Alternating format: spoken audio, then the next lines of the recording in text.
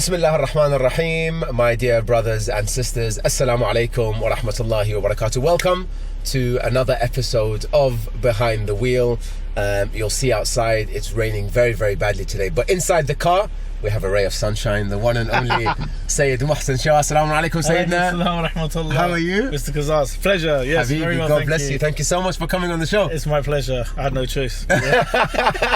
It's an honour to have you, first and foremost. We know each other.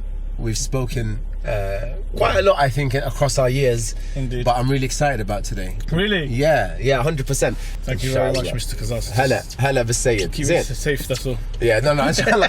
We've had a few close run-ins, by the way. I'm not that bad a driver, but sometimes I get so into the conversation, we've had a few run-ins. But inshallah, we'll be safe. Bismillah ar-Rahman ar-Rahim. Sayyidina, I want to start with, before anything else, just talking about your childhood and growing up. Yeah. And tell us, like, what is the overwhelming memory of your childhood being brought up? You know, where were you brought up? Where were you born? Give us an intro. Okay, so for those of you who don't know me, Assalamu alaikum, my name is Mohsin Shah. From West London, grew up here, but I wasn't born in London. I was actually born in Runcorn, which is... It's in Liverpool, isn't it? Yeah, it's near Liverpool, yeah. It's the south of the River Mersey. Okay. So it's actually on the River Mersey. My dad used to live in Liverpool. He used to live in Egberth, around that area. So we were born there in 1986. I'm giving my age away. But we moved to London in 1988. Right. So I was 2 years old when I moved to London. Okay, so you're by all means a Londoner, basically. I grew up, well, you know what they say in it? You're not born a Londoner, you become a Londoner. Fair. Did they say that? I didn't know they said that. Ian Wright. There you go. So yeah, you become a Londoner. So yeah, and the thing is, the house that I moved into back then, I'm still in that house. Oh, mashallah. Yeah. So what were memories like growing up in the house? I know are you one of four boys? Yeah, my mum, she goes, no girls, no problems. But, yeah, four boys. I mean, I don't know if having four boys means no problems as well, but... And you're quite close in age, you and your brothers? Yeah.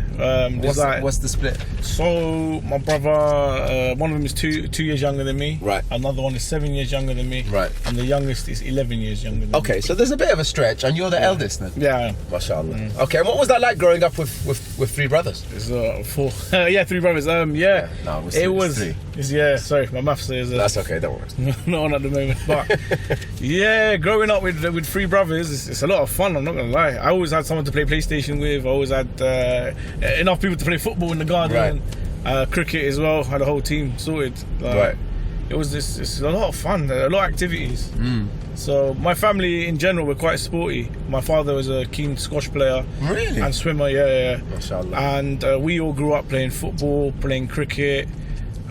So football was like from winter to like about beginning of summer, and then it's cricket every day in the park. So yeah, it was really fun, I'm not gonna lie. So in terms of the role that your kind of parents played in your upbringing, it's one of the things we talk about a lot on Behind the Wheel, because I think obviously we owe a massive credit to our parents for who we are today, right? Yeah. But also the way that you're treated as a child often shapes who you are as an adult. What's the kind of it's not yeah, you're just telling me to go. Yeah, I need to go out laugh because it's like I was a child who got the beatings, innit? I'm the eldest, and I remember when the younger two were born, and I'm looking at my dad, and I'm like, listen, you won't let me and my brother get away with that. Means Zen, the second one. Right. Oh, you won't let me and Zen get away with that. Right. And he's like, why have things changed? Yeah. So was your dad quite strict? Yeah. Oh my God, it was really strict growing up. Really? Yeah. It was like a lot of. Coming back from school, had to read Quran and stuff, learn Arabic, go to madrasa and things like that. It's one of these things when you're young, you think, why do I have to do all this stuff? But when you get older, you realise the value. You know what it is? Yeah, 100%. You know what's surprising is when you get to my age and there's people who are older than you who can't recite the Quran. Not that they can with tajweed, and I'm not saying with reciting beautiful. I'm saying in general, you pick up and there's a bunch of squiggles. It's very true. You know, and it's like, yo, what happened? And I'm like, well, thank God I went and learned. Which is a credit to your father for being able to do that. But yeah, dad was strict. Yeah? Yeah, very. But credit to my parents when we used to go out and stuff to other family members and this and that. They'd always say, "Oh, your kids are really well behaved," because we were scared to death of our dad. Dad was Judgment Day, man. Really? Yeah, it was, but he wasn't. I wouldn't say he was abusive. Nah, he wasn't nothing. No. As in, like, listen, obviously, parents also the makeup of parents. Yeah. And even I think there's a, you know, I've mentioned on a previous show, I forgot who we were speaking to, but we talked about how Imam Hussein alayhi salam actually says that there's a different way to raise different generations. Yeah. And I think in our day, a strict father was well, very... it was the 90s, isn't it? And there was a lot going on outside. Luckily, when we hit teens, most of the dodgy characters were locked up. But it was... Was that a big part of your... Yeah, growing up, I'm from Southall in West London. Right. And back then in the 90s, I'm sure you remember, racism was quite triumph back then. There was a lot of racism, whether it was school or out in the streets or even politics. It's calmed down a lot now, or it's been disguised. Right. But it was back then it was blatant. And there was a lot of issues with drugs, with crime in our area. Right. You'd go to the park and then you'd see like syringes and stuff on the floor and things like that. How did you kind of steer clear of that? I was lucky, and this is advice to the generations that want to get married. My mother was a housewife. She always stayed at home.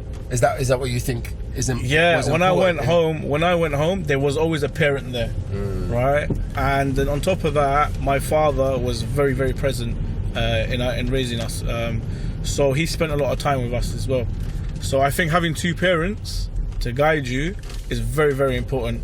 And I'm not saying that, if you're a single parent out there, it's hard. It's very, very hard. No doubt. And 100%, it does affect the child, not having that relationship with both parents. But you need two parents to guide. And what's the famous saying? It takes a village to raise a child. Yeah. So what type of role did the community play for you when you were a child? When I was a child, the community was mainly the Pakistani community. Yeah. And what's beautiful about the Pakistani community is that it doesn't matter which madhab you belong to, you're welcome. Everyone takes care of everyone because we're all missing the motherland. We're all here now together, and we need to make the best of it. And it really breaks boundaries down and so forth. It's the tribalism finishes.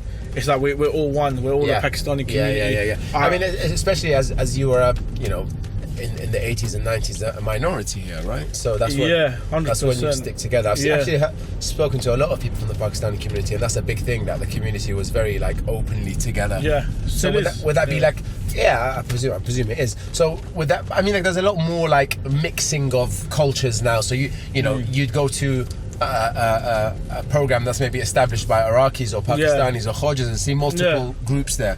Whereas I think in our time, it was a bit more Iraqis would stick with Iraqis, Pakistanis with Pakistanis, etc. Yeah, I mean, at that time, nothing was done in English. You were lucky to get a Jummah khutbah in English in half term. You're right. You were lucky. The English lecturing when I was growing up was maybe once or twice a year. Yeah. When it started to let's do something for the youth, it was 15 minutes before the main lecture, which was in the mother tongue. Right. It was Arabic, Farsi, or whatever. Right. It was 15-20 minutes beforehand, and that was it. Now, alhamdulillah, we've got a whole Muwaqib, full English. I mean, even if you just look at Imam Hussein TV and the wonderful work you and the rest of the team do, mashallah. That was a nice little segue, I know. Okay, and actually, one thing I didn't know until literally the other day, I didn't know you had 3 brothers, first of all. Yeah. I didn't know one of your brothers actually has autism. Yes. So we met your dear, God bless him, because he was at the wedding. full of so much joy and such a great person to be around, mashallah. But it must have been a struggle. It's hard work with Taha. It must have been, bro. I'm sure there are brothers and sisters at home now listening to this, alhamdulillah, touch wood, that haven't been tested like that at all. But it doesn't mean that you won't be down the line. And I think there are brothers and sisters at home that maybe have children with autism or ADHD, or maybe not the kind of any form of mental disability. Maybe there's some physical disabilities. I mean, what advice as a sibling? What did you have to go through? So with Taha, when he was born, his ears were blocked, and he had tonsillitis. One thing we noticed was as a child, as a toddler, he wasn't crawling. So that crawling, by the way, is really important. Yeah, it's so important for a child to crawl, for your babies to crawl. Yeah. It actually, sometimes they say it's if they're not crawling right, they may have dyslexia later on in life. Wow. My friend, he had dyslexia. They made him crawl on the floor in a figure of 8 to help jog his brain, activate those skills. To activate those parts of the brain and so forth. So crawling is so important. Taha, when he was young, he never used to crawl. He used to roll. Yeah, and he wasn't speaking much, and he used to throw up a lot. So we took him to the doctors and that when he was about 3, 4. Right. And they were like, yeah, he's got tonsillitis, his ears are blocked, he can't hear properly. And hearing is also to do with your balance. So he used to fall over quite a lot. He couldn't stand. And he was basically slow in his development. Right. We couldn't notice it. Well, obviously I was like 7, 8 years old. Yeah, you were still young, right? But my parents didn't notice it until he went to nursery. They put him into a normal nursery. And it was the nursery teachers that said, yeah, there's something up with your child. You need to check it out. You need to get him looked at. And they were like, "Oh, really? What? No." And everyone's like that. When not my child. No, it's nothing. He's just young and this and that. So when they got him checked out, that CAT scans and this and that and so forth. And then that's when the doctor's like, yeah, he's got tonsillitis. His ears are blocked. If his ears are blocked, he's not hearing. If he's not hearing, it's affecting his development. Right. And he's had it for 4 or 5 years now. And this is like early development, really important, crucial stages. That must have been a difficult period to be in. For my parents, yeah, it was very. You were probably still a little bit young, but then as you grew up, as I grew up, Yeah. So he's got a condition called global delay. Right. So even though he's like in his 30s, he's got a mind of like a 10-year-old. So he's a big kid. And it was a lot of running around after him. He was very innocent. Yeah. He still is, mashallah. Yeah. For example, he didn't have road sense, or we'd go Tesco's and he'd just run off into the aisles picking this up, picking that up. He might open up a packet and start hey, stop it, we did. Stuff like that. So it was hard. I think for my parents it was more difficult. Yeah. That we've got this beautiful boy. He's white like milk. Yeah. You know what I mean? He's really. If you see him, you think he's Polish or something. But he's got this beautiful boy. But he's got these conditions and so forth. My father had to make the decision whether to send him to normal primary school or send him to like a special needs school, and he decided to send him to a special needs school. Right. Which he loved. He was so happy with that. He actually uses arguably his best time of his life. He still wishes he could go back. What advice would you give for anyone that has to deal with something like that? My advice is based on how the way that you saw would actually that helped your brother. What advice would you give? Best advice I give to anyone who has a sibling or a family member that has some sort of non-physical disability is that there's 2 sides to the coin. One side is your dunya and the other side is your akhirah. Now in dunya, it is a battle of patience. It's a battle of understanding that his mind or her mind works differently. Yep. They are not going to comprehend things the same way you will. They will not be able to recognize dangers the same way you will. However, they do look at the world very differently to you, and sometimes it makes you even wonder and think. I remember the famous story I say is there was a day we were teaching Taha how to spell and teaching numbers and so forth, and we said to him, how do you spell 16? And he said ONESIX. Okay, nice. And it's like he did it in a way how he's taught to make numbers. Yes. 16 is 1 and a 6. Yes. And he knows how to spell 1. I mean, so as in like the way maybe that he viewed life is a bit of a less complicated way. Yeah. Right? But the thing was, we were like, he's not wrong. Yeah. It's like, wait with it. He's not wrong, but I never thought of it like that. Yeah. He spelled out the way you're taught. Numbers, they have it in a sense. Yeah. I think. But they look at things really differently. Yeah. In regards to your akhirah, with people with non-physical disabilities, depending how severe it is, some of these kids like Taha, he's not going to be judged because he it was like that gives you some solace as a brother. It gives them solace, right? But no, the other thing is he's got VIP direct access, and don't forget when you enter Jannah, you can take people with you. Yeah. So this child of ours, this brother of mine, is arguably part of our salvation in akhirah. It's a lovely way to look at it. If we're good to him, inshallah, on that side, he'll be good to us. Inshallah. Well, that's been a driving force for the way that you look after him, even if it was, for example, as you said, chasing around a supermarket or protecting him from the road or helping him with spellings or whatever. It's just been a part of what you do. Yeah. MashaAllah. Okay, so inshallah, for those who are in that situation, that's a lovely viewpoint and a way to look at it. Don't forget the du'as are really strong. If you want a du'a answered, go to someone with a disability, because Allah subhanahu wa ta'ala understands their disadvantage in life, and especially if they have a pure soul. 100%. MashaAllah. I know he loves, one of the beautiful things about him as well, he loves reciting. Days. As soon as he sees a mic, he starts reciting. He was such a shy kid. We used to play with him and be like, oh, do a nod ahead, do this and do that. The day he learned how to do it, oh my God! And then his fear went and his confidence came. Now he won't stop. My dad has to stop him in majlis. Let the Khatib speak, man. What's wrong with you? Actually, I was gonna say one thing that I realized instantly when he was reciting is that he obviously recited straight away in I think it was it Urdu or it was actually Punjabi. Yeah. Okay. So, Hussein, it was in Punjabi, and actually, because we ask all of our guests like your favorite Latmiya, your favorite Mawlid. We're gonna get you to sing, by the way, bro. Is it? So, yeah. I don't know the words. That's okay. Try your best. So I mean, one of the things I realized as well is yours were chosen in Punjabi rather than English or Urdu or Arab. So again, credit to parents for bringing you up, having such a strong association to language as well. Our mother tongue. It's Punjabi is a beautiful language, and I always tell people if I had to describe Punjabi, it's a very, very emotional language. It's very heavy. So, when we hear Masa'ib in Punjabi, it hits different. It absolutely destroys More so than Arabic, I've heard. I don't know. Arabic is quite powerful as well. And the way you guys recite the Na'i is beautiful.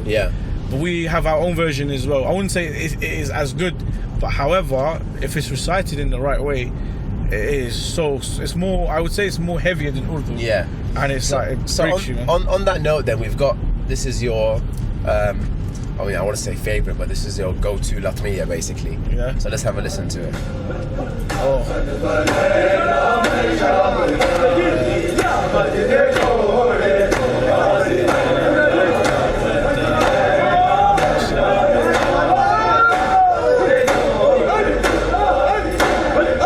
So this is a proper session, mashallah.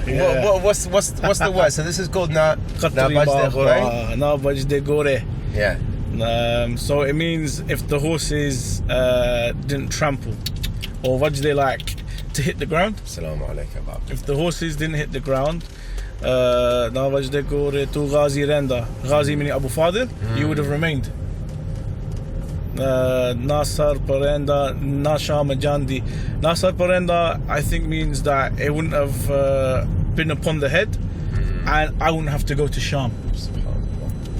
So it's like, if it wasn't for this wouldn't have happened. If it wasn't for that. You're right. The words are instantly so hard hitting, bro. Allah. But that's the beautiful thing, and I know that growing up, that was probably a big part of your life as well. You studied, if I'm not mistaken, at University of Biomedical Science. I did. Shout out Kingston University. South London. And then you moved into Hausa. Which I don't think many people know. How old are you? I think the whole world knows. What? Really? How old am I? How old were you? How old were you when I joined Hausa? I was 28. Okay. And what was the reason behind you wanting to go? Shout out to my teacher, who was Ali Raza Shah, who had been teaching me aqaid from the age of 18 till for like 4 So it wasn't a surprise that. So maybe just rolling back 1 second, Sayyid. At 18, what was the? Because listen, when I was 18, I wasn't interested in studying aqaid. In all honesty, I think religion was important to me, but I didn't get into a study vibe. So how did you end up studying aqaid at 18? At my Husseiniya, one of the elders, right? And he's not old. He's only like 5-6 years older than me. Right. But he, took it upon himself to get the youth together and do something in English. And he'd say, listen, on Friday, come to the Husseiniya. I'm gonna have like a little short, small circle, and we're gonna talk. We always thought he was gonna give us a lecture or whatever, so we'd come. But he'll teach us aqaid. He'll teach us mainly on, Tawheed and Adala and so forth, and then move slowly towards Nubuwa and Imama. Right. And it was beautiful. He instilled the love of knowledge especially Islamic knowledge, in my heart, and I'm learning different arguments for, you know, the existence of God and so forth. Right. So that was kind of the basis. Yeah. And then fast forward, where did you go? I wanted to go to Hawza. I wanted to learn more. Ideally, I wanted to learn so I could give back to the community, especially my community. And I was looking to go to Najaf. I remember I had the forms and everything for Sheikh Bashir Najafi's Hawza for Western students. And we had someone from our Husseiniya who had gone and come back, and we spoke to him and stuff. I spoke to him. And he's like, yeah, when you come, the first 6 months you're going to learn Arabic and this and that, and then you go into the Hawza studies and so forth.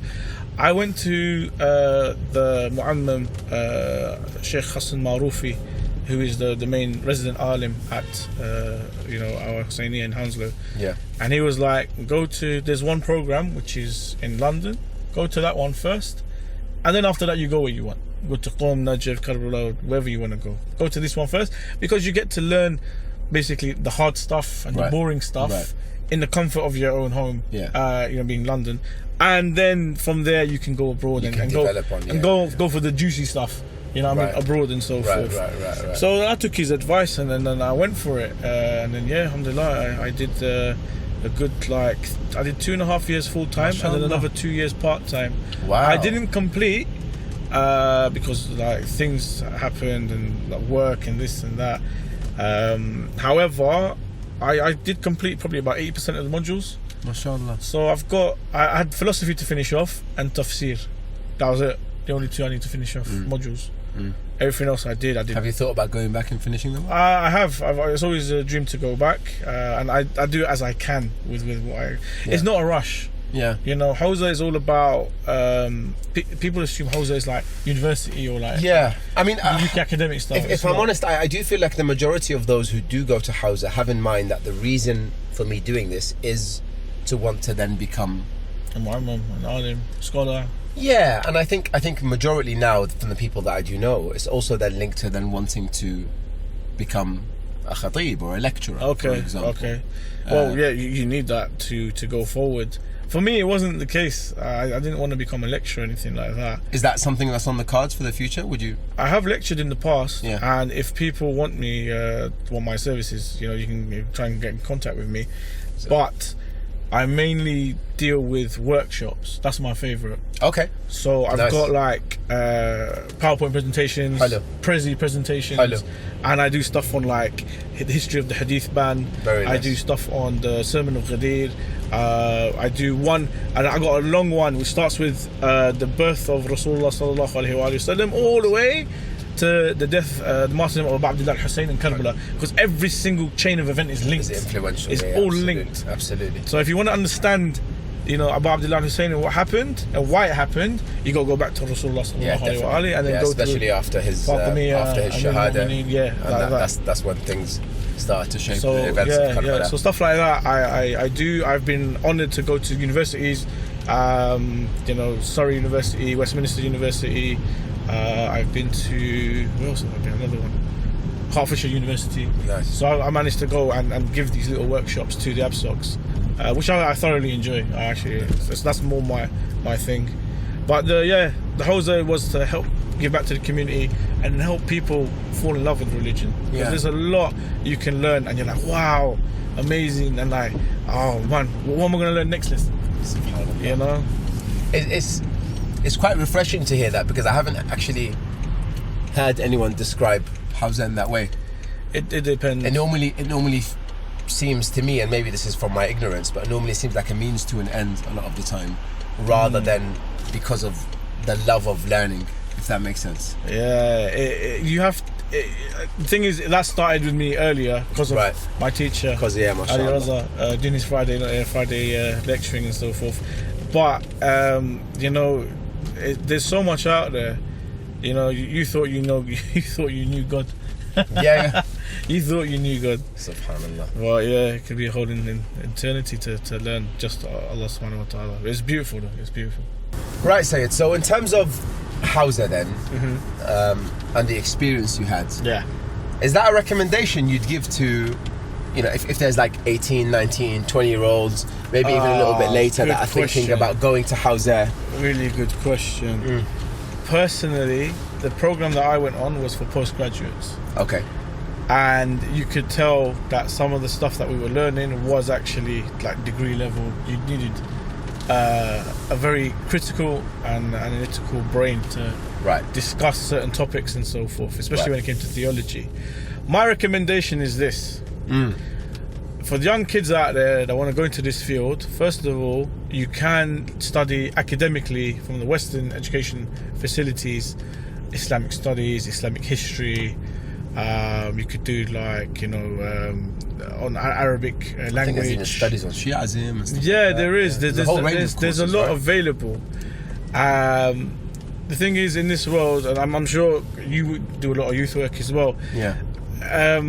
A degree opens doors in many ways. So you might as well get something that's going to be like what we call a red brick career. Right. Learn a skill that's going to aid you, especially to earn money and so forth. Right.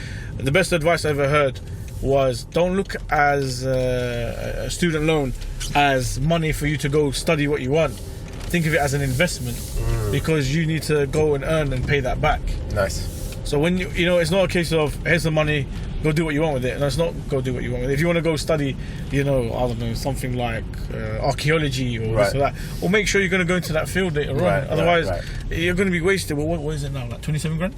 Something crazy like that. 60? It wasn't. It's mad. 60 grand? It's like 20 grand a year or something. 20 grand a year? Yeah. 60k? Yeah. 60k investment, right? Which you have to pay back, by the way. Yeah. Sometimes with interest now, right? That doesn't mean it doesn't give you an access to do what you want. A lot of people, and I'm not shunning people down, but if you're going to study something like business studies, come on, bro. Like, that's not good enough for you to have a career and earn money. You need to be going into law, especially human rights law. You need to be going into like medicine, pharmacy, pharmacology. So you recommend Hausa, but you also say your opinion is to get a degree first. Yeah, get a good degree, which is going to benefit you. And then after that, Hausa isn't sitting in Najaf or Qum, with a distasha and an abba. Right. Hausa is a textbook, a teacher, and a student. It could be in the classroom, it could be in the library, it could be in someone's front room. Right, that's all it is. No regrets going to Hausa? No, not at all. My recommendation to the youth is find a topic you like, right, and then find books on it or find a teacher, pay that man or lady, and learn the book, and you will enjoy, because you might like history, you might like Quranic sciences, you might like tafsir, you might like aqaid, whatever it is. You start on level 1, he'll teach you. At the end of it, he'll test you. He or she, the teacher, will test the student, and then you go to the level 2, level 3, level 4, level 5, and it goes on and on and on and on and on, and it gets, like in science, you start off with a cell, a plant cell and an animal cell. Then you go into, there's mitochondria, and then there's lysosomes and this and that. Then you go into the nucleus. There's DNA in the nucleus and chromosomes, and you're going deeper and deeper. You lost me off the cell, by the way. Just so you know. I'm not a science dude. You lost me off. Biomedical science. But yeah, you go deeper and deeper and deeper, and it's the same with religion. Yeah. And Allah subhanahu wa ta'ala is infinite. Yeah. So there's no there's no limit to learning. You will spend the whole lifetime, going as deep as you can, and you'll never conquer the bottom of the ocean. MashaAllah. Okay, so Hausa came and went. I know that you were one of the first members or employees of Imam Hussein TV. How did that come about? Shout out to Sayyid Murtada. He's the one that got me into it. Right. He got me involved in youth work with the Rasulullah A'zam. Right. I was working there, and that's where I met Haji Qasim, and this is where Sayyid Murtada spoke to Haji Qasim, said, look, I've got this guy. He's speaks English really well. He's studying Hausa. He's got good knowledge. I think he can really help the channel. Back then, the channel had no office. If you remember the old Rasulullah A'zam, I remember actually we had Sayyid Murtada on the show. Oh, nice. Yeah, and actually he mentioned that it started very humble beginnings, just in a room in Rasulullah A'zam. Yeah, in the Rabata, not even in the thing. Yeah, in the Husseiniya, in the office downstairs. That's where we set up. And I was reading from books. I read from Then I Was Guided, and then there's a second book the author's written. I read that one. So you essentially were the presenter, main Me, person. I wasn't even a presenter. I was just a talent. Right. Me and Sayyid Murtada were the first two in the UK that joined the channel. When Haji Qasim came. How long have you been now at Imam Hussein TV? Since 2016, and I haven't stopped. MashaAllah. I was full time. I've gone part time now. I've got other work and so forth, but I haven't left the channel fully. I still come and do my shows and stuff, so forth. So, do you mind me asking? Because I think 7 years is a long time to commit to working with anyone. Obviously, there's a difference. I think we have to distinguish as well. Although this is a khidmah, it also is a job, right? And 7 years is 7 years is a while. I ain't got no UN representative. You know what I mean? So 7 years, no unions. Yeah. So 7 years is a while. What's made you stay this long with Imam Hussein TV? Imam Hussein TV. First of all, I joined. They offered me full-time work. It was in a field where I could be creative, which I enjoyed. And I got to learn about media. I knew nothing about filming and microphones and white balance and, you know what I mean, Kelvins and stuff like that. I didn't know nothing. But from there to become, top boy producer and that, no, but to learn how to make a documentary, It's a nice skill to learn. It is beautiful. Yeah. And so many doors open. And so many have with this experience that I've got. Whether it's like content writing, script writing, or helping make a TV advert, or filming a whole documentary. Right. It is an amazing skill to have, and you know what? You never get bored of it. You don't get bored of making films. I mean, I know you've also been involved in some quite unique documentaries. Yeah. Some quite unique shows. Yeah. There's one in my mind, but which if you don't mention, we'll talk about. But what is the one that you've been involved with that you think, this is something that was special? Good question. I think the best programs we always have, I'll be honest with you, the best programs that I enjoy is the Imam Hussein charity that I see live shows. Oh really? Stuff. Because I'm with my colleagues. Yeah. Right? I'm arguing, and it's our team is so good, and we have such a good laugh. Yeah. And it's very, very spontaneous and stuff we do. Yeah, it's a beautiful thing you're doing as well. Yeah, I'm not gonna lie, on live TV I get away with murder. Yeah. But I'm sure the brothers and sisters that tune in know. I think I've been on one live show with you, and I was like, did Mohsen just say what I think he just said? Yeah. Or let go. But it's a lot of fun. I really enjoy it, and I enjoy being a little mischievous on camera and stuff. Yeah. But it brings a nice energy, it brings a positive energy, and it's all about helping those who are in need. So I really enjoy those, and I get to be with my best mates, man. Yeah, you done a documentary as well. Because I know, for those that don't know, Mohsen Shah is an avid football fan. You love football, and you're a big Fulham FC fan. Yes, correct. I have a lot of respect football for you, by the way, because the majority of Iraqis that I speak to, for some reason, support Liverpool, and they have nothing to do with Liverpool. See, I was born near Liverpool. So I was raised in Manchester. So I got Why on the spot Man United? Wait, Moss side? No, not Moss side. No, the safer area. No, it was an area called Gatley. Which is a bit of for those that don't Manchester, supposedly. I don't know city if territory or is it United territory? More suburban, and it's actually the first ever match I went to. This is a boring story now, but was Stockport County. Okay. So the closest stadium is Stockport County. The first team I ever supported was Stockport County. Then I moved to Glasgow Rangers because I was born in Glasgow. Okay. And then when I realised that Man United were the best team in the world. Rangers. No, I didn't know Protestant Catholic divide. You're a gangster. I am. But then I realised Man United had, I grew up with Beckham and Kanchelskis. Yeah, it was an easy choice. That was a good team. It was an easy choice. But Fulham is a big passion of yours, I know. Yeah. R.I.P. Mitrovic, I know you miss him.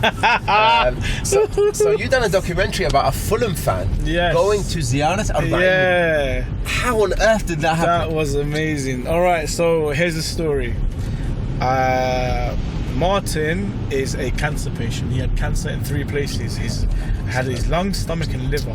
The cancer wasn't spreading, it was stagnant. Right? Because he was on these trial medicines and so forth. Right. He had done a lot of reading, especially in regards to Islamic history. He had a book, if I remember it correctly, it was called The History of the Caliphs, something like that. And he was very, very well versed with what happened after the murder of Rasulullah sallallahu alaihi wasallam. He understood about Saqifa. He understood how, Imam Ali. The English dude, Fulham fan. He's a geezer. How did he come across that? If you see him, how did he come across after the Holy Prophets? Tattoos. Wow. He likes to visit countries. Yes. He visited Iran. Iran is where he got introduced to Imam Ali. Wow. And that's when he started reading. Signed, sealed, delivered. You introduced to Imam Ali. That's it. That's enough. That's it. So he started reading up on Imam Ali. He started reading up on the history. So he knows about, the likes of the first, second, third Khalif. He knows about the Umayyads and the Abbasids and so forth. Right. And he had a wish to go to Najaf to meet Imam Ali. He put it on TripAdvisor. My mate's mum saw it and said, so on TripAdvisor, his wish was, can someone help me get an Iraqi visa? I'd like to go to visit Najaf. What's the process? How do I do it? And so forth. And then my mate's mother saw it and said to my friend, listen, maybe Mohsin can help. He works at the channel. He goes to Iraq quite often. I mean, the tawfiq, maybe you can do something for Martin, God bless him, and the tawfiq for you. Yeah. The way that Allah subhanahu wa ta'ala put that together. Yeah. For him to accompany you on Ziyarat al-Arba'in. So what happened was, I spoke to him, and we had a long conversation and stuff, and and then we were talking, and we got talking about Fulham as well. So he was quite happy. He's a hardcore season ticket holder, everything. So he was quite happy that I supported just by Fulham. chance. I thought you met him in like the football stand. Nah. At Craven Cottage. He don't sit where I sit. I sit with the hooligans. But and then I spoke to my superiors. I said, look, I've got a guy. He's not Muslim. All right. He wants to go visit Imam Ali. Can we make something happen? / can we get some content? It sounds like a good story. I'm sure people would love to see a non-Muslim go to visit Imam Ali. And this guy has genuine love for Amir al-Mu'mineen. So we were like, yeah, maybe we can do something. We got, onto the, drawing board, started looking up ideas and this and that. Arba'in was in about 2-3 months. We thought, you know what? Should we take him to Arba'in? We're gonna have camera people there anyway, and this and that. And we thought, yeah, let's make it happen. And that was it. I spoke to Martin. He was really up for it. And we took him. I took him. We went 3 weeks before Arba'in. Funnily enough, it was quite busy. Yeah. There was still Muwaqib setting up 3 weeks before Arba'in. Yeah, even so. Normally it's 2 weeks before. Yeah. What year was this? This is what, 2018, 2018. So just pre-COVID. Yeah, pre-COVID. And it might be actually 2018, 2017 maybe. Yeah. So we went. I took him to Najaf. I took him to Karbala. Najaf, he fell in love with. He really liked it, and I was like, this is Amir al-Mu'mineen, this is Imam Ali. Go have your time. He went. He touched the Dari and everything like that. And it was proper amazing. He really enjoyed the experience. By the way, he was a cancer patient. Yeah. He had issues with his knees, so he couldn't walk. He was on so much medication, painkillers and stuff. Codeine. That's strong. Yeah, that is really strong. Especially if it's like a constant thing you do. Yeah, he goes that he's damaged his knees. I think the cartilage in his knees are gone. And arthritis and so forth. It was really difficult. He had a very sensitive stomach. He was very particular what he ate. Yeah. You give him an apple, he had a pocket knife. He'd cut off all the skin and then eat the inside. Because I can't touch the outside. Yeah. Something had to be cooked, had to be probably burnt, so that all the bacteria or whatever. Yeah. Because his immune system was so low. So it was really difficult for him. But alhamdulillah, we took him.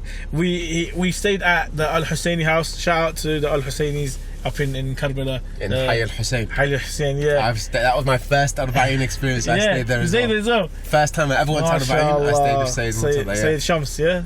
Yeah. And I think his grandma, I don't know. Yeah, his grandma and granddad. I think she's also still alive, may Allah. Yeah, she gave us the most beautiful service, 3 meals a day, looked after. So we stayed there, and obviously, I believe his name is Sayyid Shams, this is Murtad's granddad. Yeah. And Martin are of a similar age. So they started, he was really intrigued. They hit it off. Yeah. And look, he doesn't speak English, he don't speak Arabic, but there was, conversating, we had someone with us to translate and so forth, and they're going back and forth, how many grandkids do you have, this and that, blah, blah, blah. Yes. And then he started bringing out old photos, and he's showing him photos of himself. Because I visited Europe, like I've been to France, I've been to Italy and so forth. And then, he was showing him these pictures of me young and everything. He's like, wow, you know what I mean? And he shared photos on his phone, that, this is my daughter, these are my grandkids and so forth. So they had that little moment. And had a picture together as well. And even on Arba'in, on the walk, everyone wanted to talk to him. Yeah. Everybody wanted a picture. What was his? I've always been interested to know what.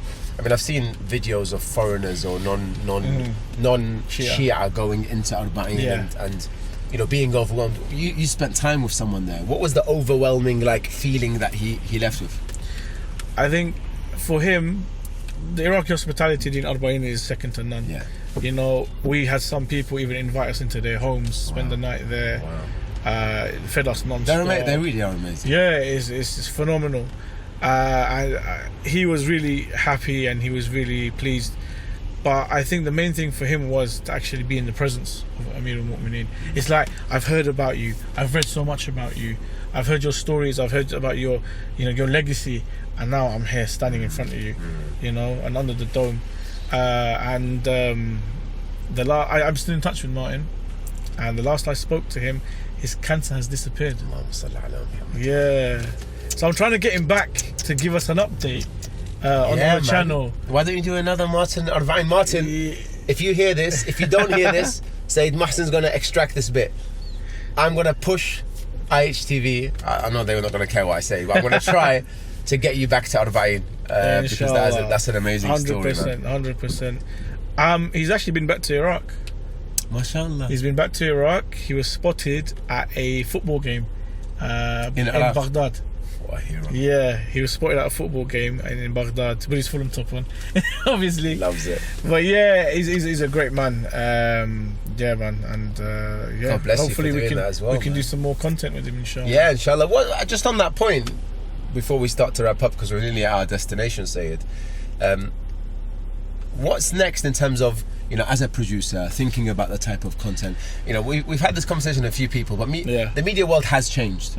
Generations have changed. Who we are now and our youth now, someone's nearly crashed in front of us. But our youth, that was close. But our youth now are different to the youth 10, 15 years ago. What do you think is important to be next?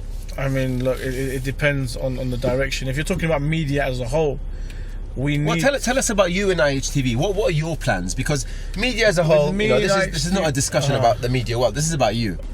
So yeah, what's next for myself at the channel? Obviously, we're always working on different projects. My main show is Ahkam SOS. MashaAllah, so you're responsible for that show?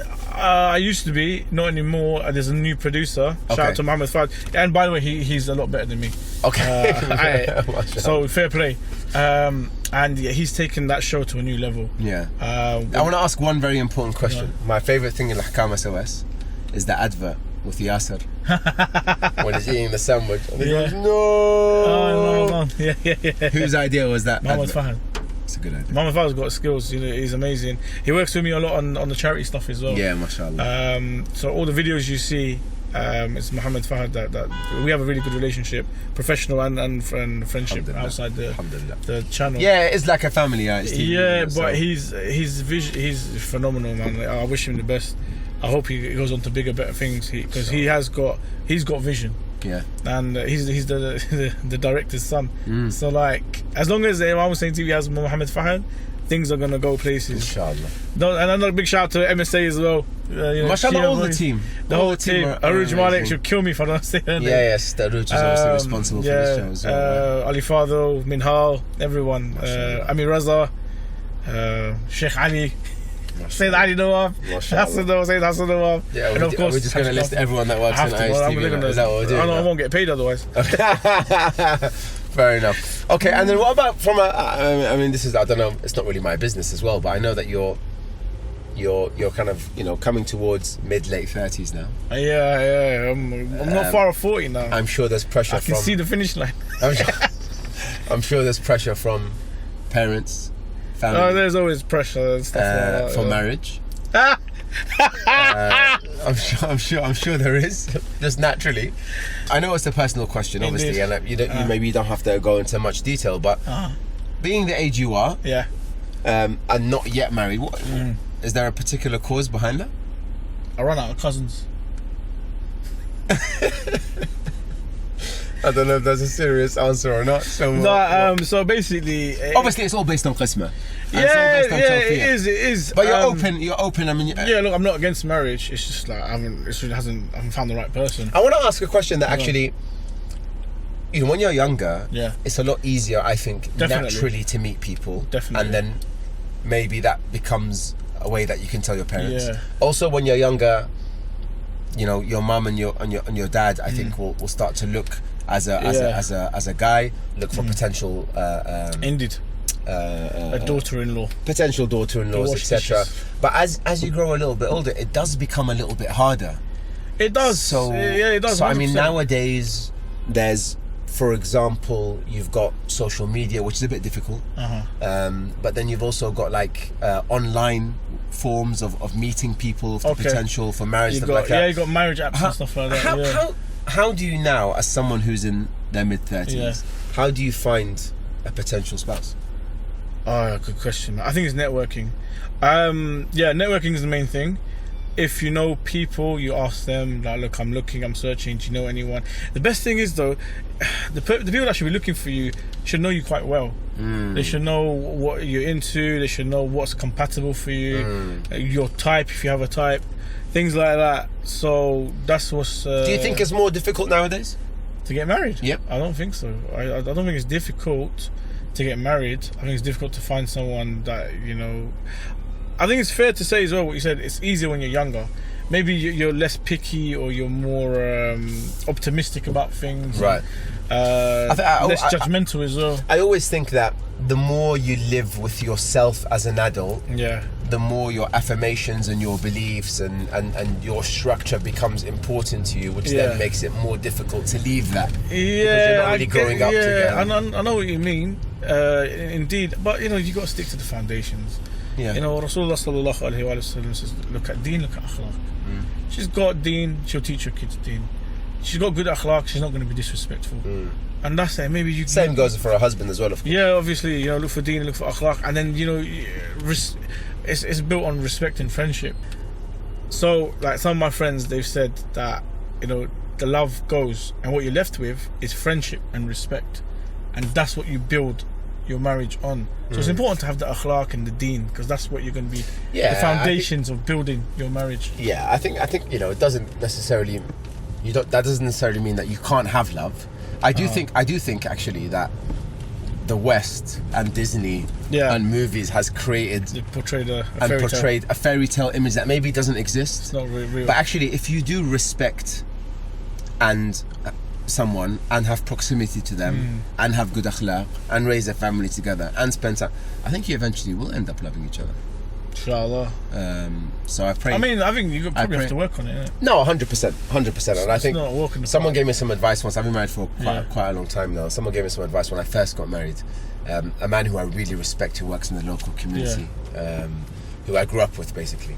And he said to me, when you're married, it's like holding a piece of string with your wife. Okay? Your aim is for this string to stay intact. That's the aim of the marriage. Yeah. If you both pull too hard, it breaks. It snaps. And if you both give too much slack and let go, it drops. Yeah. So it's like your idea should be balanced. Your relationship and the way you treat each other, you have to constantly work on it. Yeah. If you take an eye off the ball, string drops. If you try and pull too hard because you want someone to be a certain way, it also ends up snapping. So I do think, I agree with you. I think you do have to work on anything, by the way. Not just the marriage. Yourself, even when you're looking for a spouse. And you know, you don't need this advice from me, but when you're looking for a spouse as well, you know, a lot of people say, I want this in a person, X, Y, Z. They have to be good looking, they have to be religious, they have to have a good job. And you'll see them, they're wearing pajamas out on the street and they're scruffy and they're not religious. And do you know what I mean? So I think you do have to also... You gotta look at yourself. I mean, if anyone's watching and you're not married, the advice I'd give you is, number one, would you marry yourself?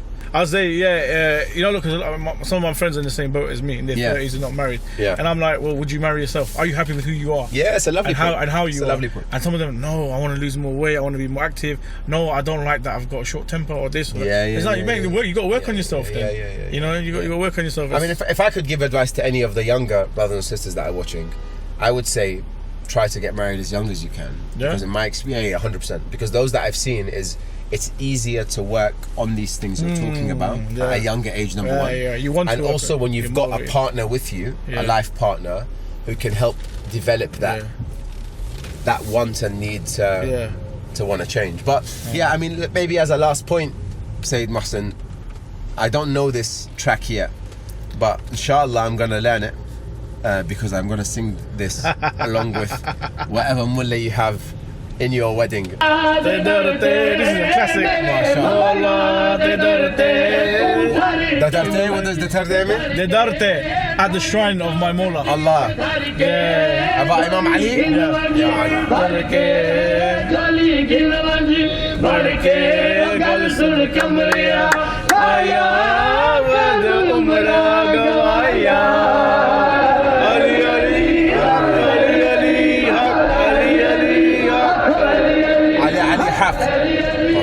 So what's beautiful about this one? Yes. One's my favorite. Number one, the rhythm is of a very, very traditional Punjabi folk song. Okay. Right. And they've, used the words. They've kept that culture alive. And they've added, words to praise Amir al-Mu'mineen. They've added, historical parts, his legacy, his attributes, his marifah and so forth. It's beautiful. And it's like everyone instantly relates to it. And secondly, that performance was done in Hussainiya in my local area. My local Hussainiya in my local area. In Punjab, in Pakistan. In Dokrata, Rawalpindi, Punjab, Pakistan.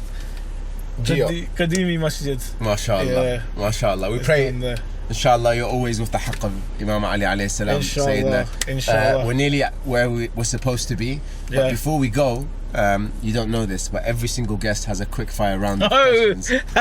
All right. So get ready. I'm ready. Do you know the questions? I've written the questions myself. Okay. No problem. Don't worry, they're not that bad. No, we'll see. But what's important is that straight away. Answer straight. First thing that comes to mind. First thing that comes to mind. Inshallah, when we park up, we'll do those questions. Oh, fantastic. Quick fire round, 10 questions. Right, Sayyidina, first and foremost, thank you so much for your time today. No problem. It's been a pleasure to have you with us. Pleasure was all mine. We are back at Imam Hussein TV. I'm dropping you off. Inshallah, before I don't live here, by the way. He doesn't. I can testify to that. He doesn't. But before you go, we've got the quickfire round. Are you ready for this? Hopefully. Bismillah ar-Rahman ar-Rahim. If you had to be any Disney character, which one would you be and why? So, Jafar. You'd be why? Yeah.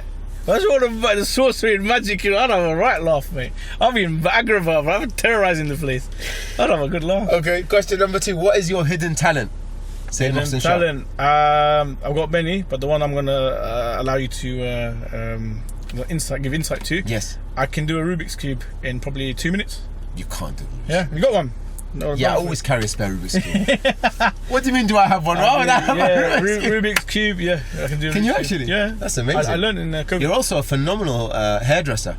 Who told you that? But barber. I've seen you give Imam Hussein TV employees haircuts. Yeah. And you're very good, mashallah. Yeah, I learnt it self-taught from doing my beard and stuff since I was like 18. You have, mashallah, fantastic beard. And then you also have an Instagram account for your beard, I do. Hashtag Superstar Beard Model. Check it out. Superstar Beard Model. Yeah, Superstar Beard Model. Hashtag. Just put the hashtag in Instagram. It'll pop up. Question number 3, Sayyid Mohsen. Go ahead. If you could be anywhere in the world right now, where would you be? I would... Obviously anywhere in the world. Anywhere in the world, friends, family, ziyarah, anywhere in the world right now. Anywhere where there is like the dhikr of the Ahlul Bayt, inshallah. Whether it is Karbala, Najaf, whether it is Australia, Germany, wherever, a beautiful environment with blessings and barakah, inshallah, and where my heart can reach the Ahlul Bayt, inshallah. That's a beautiful answer, Sayyid. Sayyid Mohsen, what is your deepest fear?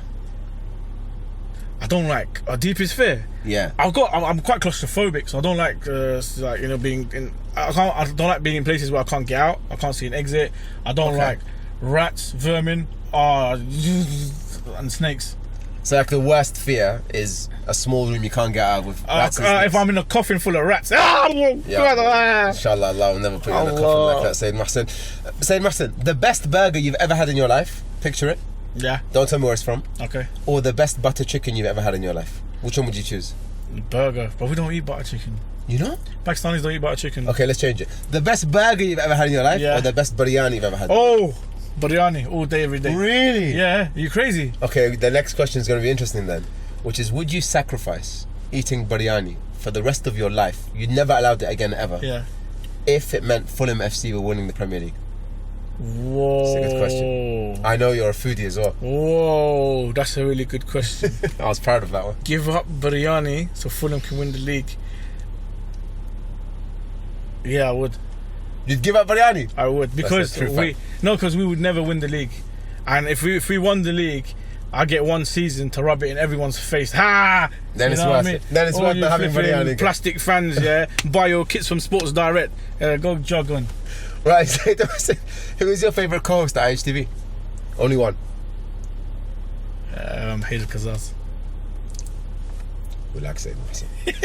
Hey yo. Which Imam alayhi salam do you feel closest to? And why? Abu Abdullah Hussein. Assalamu alaikum. Assalamu alaikum. Because it wasn't before. Before I was attached to many Amir al-Mu'mineen.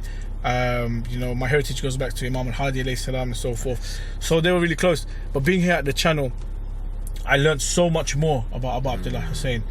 The TV station's named after Abu Abdullah Hussein. And going to Karbala frequently and stuff. Imam Hussein TV 3, your gateway to Karbala. There you go. And going to Karbala so much, I've like Karbala is like my second home now. Mashallah. You know. Sayyid Mohsen, your favourite quote? It doesn't have to be a religious one, but your favourite quote. My favourite quote. There's loads, but the ones that come into mind right now. Yeah. Is you only live life once, but if you live it right, once is enough. Very nice. And lastly, on a lighter note, if you had to choose from the 2 best programs I'm going to make it 3. The 3 best programs on IHTV: Shia Voice, Behind the Wheel, and Ahkam SOS. Yeah. Which one would be your favourite of the 3? I think Behind the Wheel, 100%. Because it's like Ahkam SOS. God bless you. God bless you, Behind the Wheel is this is what media is about. It's creating new content from a different angle, and at the same time still trying to connect people towards the Ahlul Bayt and bring them towards Islam. We need more and more ideas. You are welcome back to Behind the Wheel anytime. I'll sit in the back next time. It's been phenomenal speaking to you. Thank you so much. Really appreciate your time. Thank you to all the I viewers. enjoyed the conversation, and inshallah we'll see you very, very soon. Inshallah. My dear brothers and sisters, thank you so much once again for tuning in to an episode of Behind the Wheel. Many, many thanks to the one and only Sayyid Mohsen Shah. It was great having a chat with him. Always kind of triggers me and makes me laugh. He's a lovely, lovely guy. But of course, there were some valuable points to take away from there too. So once again, appreciate your time, appreciate our guest time, and inshallah, join us next week, same time, same place, to see who will be joining us behind the wheel. Wassalamu alaikum wa rahmatullahi wa barakatuh.